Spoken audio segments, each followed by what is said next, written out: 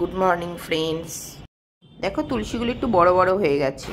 চলো চটপট কাজগুলো সেরে নিই সকালে উঠে। এখন কিন্তু সমস্ত বাড়িঘর যেটা আমি রোজ করি সেই কাজটাই আমি তোমাদের সাথে একটু আজকে শেয়ার করলাম। রোজ তো রোজই করি, কিন্তু সেগুলো তো আর শেয়ার করা হয় না। তো আজকে চলো তোমাদের সাথে একটু শেয়ার করলাম। জানি না জল ঢাললেই না মেঝেগুলো কীরকম কালো কালো হয়ে যায়। ভাবছি একবার ব্লিচিং দিয়ে ভিজিয়ে রেখে দেবো ছড়িয়ে সারা রাত, আর পরের দিন সকালবেলা উঠে ভালো করে ঘষে ধুয়ে দেবো। দেখি কী করি, কবে করতে পারি। বড় পাইপ আছে, কিন্তু কী বলো তো, পাইপ দিয়ে করতে আমার ভীষণ ভালো লাগে না একদম। তো আমি পিছনে চলে আসলাম, জল নিয়ে চলে আসলাম একেবারে বালতি করে। তো পেছনে ভালো করে একটু ধুয়ে দিচ্ছিলাম, না বড্ড ধুলো হয়। আর কিছু নেই, এমনি পরিষ্কারই থাকে, কিন্তু কী বলো তো ভীষণ ধুলো হয়। ওই জন্য আমি ভাবলাম যে একটু জল দিয়ে ধুয়ে দিলে না সেই ধুলোটা চলে যায়, আর খুব ক্লিন লাগে আর দারুণ লাগে দেখতে। যখনই আমি কিন্তু এই গলিটা ধোয়াই তখনই কিন্তু এই সাইকেল, তারপরে স্কুটি, এগুলো কিন্তু আমি একবার করে জল দিয়ে ধুয়ে দিই। এতে কী হয়, ধুলোটাও কমে যায়। আর সারা রাত তো বাইরে থাকে, ঢাকা থাকে না, তো ছুঁচো ইঁদুর বিড়াল সবই তো বসে টসে হয়তো। সেই জন্য আমার একটু পিটপিটানি স্বভাব আছে, তো আমি এগুলো ধুয়ে দিই সকালবেলা প্রতিদিনই। দেখো এবার কিন্তু আমি ভালোভাবে সব ঝাড় দিয়ে দিচ্ছি। বললাম তো পরে একবার আমি ব্লিচিং দিয়ে ভিজিয়ে রেখে একবার ভালো করে ক্লিন করে নেব। তো আমি ওই সকালবেলা করার সময় সব কিছুই কিন্তু করে নিই, একবার ড্রেন ট্রেন সব পরিষ্কার করে নিই। এটা আমি যখনই ধোয়ানো হয় তখনই এগুলো আমি করে নিই। এই যে দেখতে পাচ্ছ না, একটা কালো ভাব হয়ে গেছে, এটা কিন্তু শুকিয়ে গেলে পুরো আবার সাদা হয়ে যায়। জানি না একবার ব্লিচিং দিয়ে দেখার পর কি হবে, দেখি একবার। এইসব ক্লিন করতে কিন্তু আমার প্রায় ঘন্টাখানেক টাইম লেগে যায়। এইসব জল দিয়ে পরিষ্কার করে তারপরে ঝাড় দিয়ে অনেক টাইম লাগে।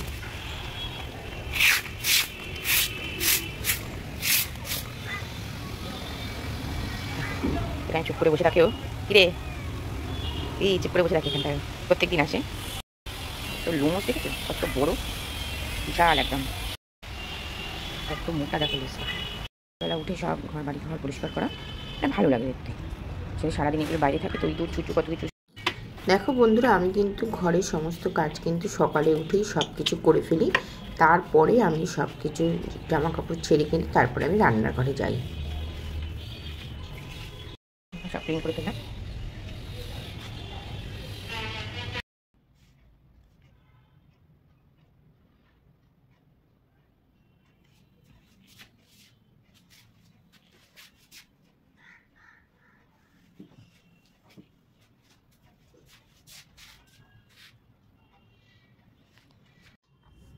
দেখো বন্ধুরা, সেই মানি প্ল্যান্ট ট্রিটা কিন্তু একদমই নষ্ট হয়ে গেছে। তো অনেকগুলো গাছ ডালগুলো হয়ে গেছে, তো সেগুলো ছেটে কেটে বাদ দিচ্ছি আমি, দিয়ে দেখাবো তোমাদের কেমন লাগছে। অনেকগুলো গোড়া থেকেই পুরো পচে গেছে, সেগুলো আমি সব ফেলে দিয়েছি, দিয়ে যে কটা আছে সে কটাকে এখন কেটে বাদ দিয়ে সুন্দর করে করব। দেখো এইটা পুরো ছিল একদম লম্বা হয়েছিল, সেটা এই ছোট ছোট গাছ আবার উঠেছে।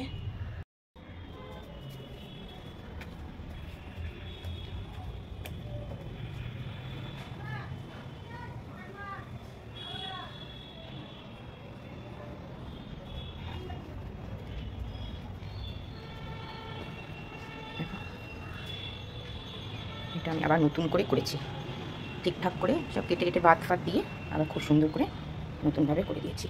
দারুণ লাগছে দেখতে।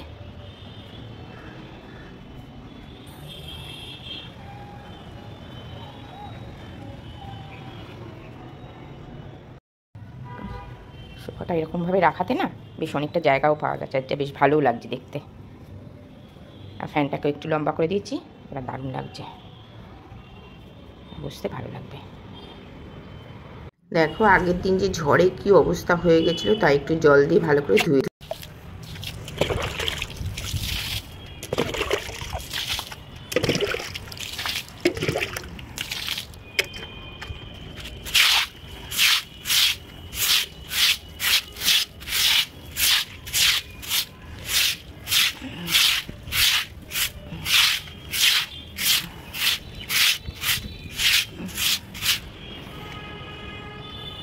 দেখো ছাদ ক্লিন করার পর কতটা সুন্দর লাগছে, এত ধুলো হয়েছিল যে বলে বোঝানো যাবে না।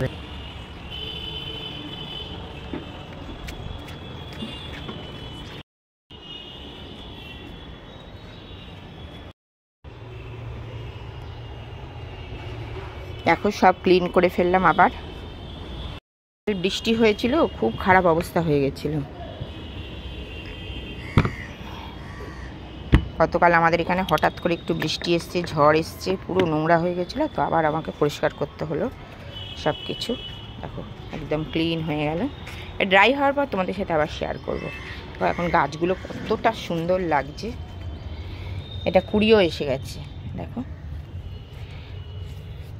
আমি ভাবছি ছোটো ছোটো সবজির গাছই করব, এরকম গাছ করলে না আর কোনো ইয়ে নেই। দেখো একটাও তুলসী চারা ছিল না ছাদে, তো আবার ছোট ছোট হয়েছে, সেগুলোই পুঁতে দিয়েছি। আর আরও কিছু কুমড়োর বীজও পুঁতে দিলাম। গাছ হওয়ার পর কিন্তু তোমাদের সাথে আবার সব শেয়ার করব। চলো এবার নিচে গিয়ে রান্নাবান্নার কাজ শুরু। একটু ডিমের সাথে না দুধ দিয়ে দিলে দারুণ লাগে খেতে। সাথে যদি দুধ দিয়ে দাও দারুণ লাগবে খেতে। ভীষণ সফট পাউরুটিগুলো না ছোটো ছোটো, এভাবে করে খেতে দারুণ লাগে। সকালে ব্রেকফাস্টে জলদি এটাই বানিয়ে দিলাম।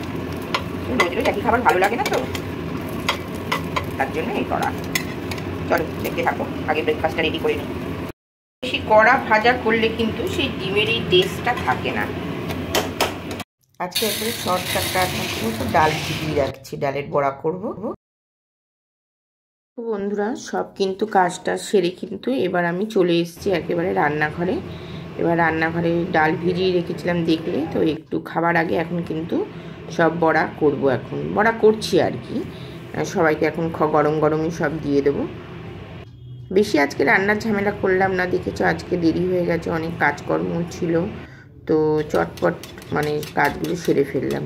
চলো একবারে আবার খাবার টেবিলে তোমাদের সাথে দেখা হবে।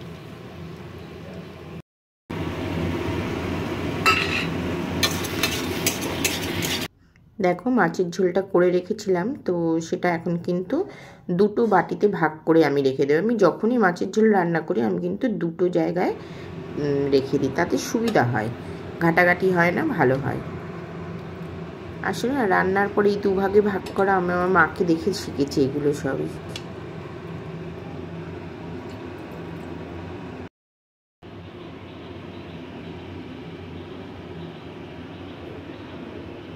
দেখো বন্ধুরা এখন কিন্তু আমি সবার জন্য ভাত বেড়ে দেবো, এখন আমরা সবাই মিলে খেয়ে নেব। চলো আজকের মতন কিন্তু ভিডিওটা এখানেই শেষ করছি। আবার একটা নেক্সট ভিডিওর সাথে তোমাদের সাথে হাজির হবো। ততক্ষণ তোমরা সুস্থ থেকো, ভালো থেকো, নিজের খেয়াল রেখো। টাটা।